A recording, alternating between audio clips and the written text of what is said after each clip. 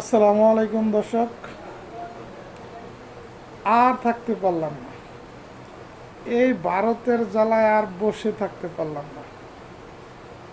দেখতেছেন তো বাংলাদেশের অবস্থা কি, গোলাপানিতে মাছ শিকার করতে চাইতেছে ভারত।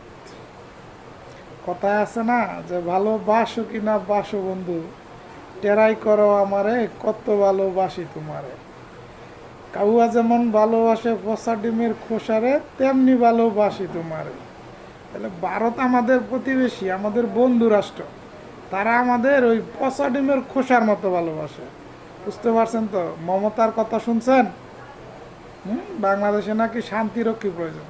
আরে শান্তিরক্ষী কাদের প্রয়োজন? হ্যাঁ, শান্তিরক্ষী তো তাদের,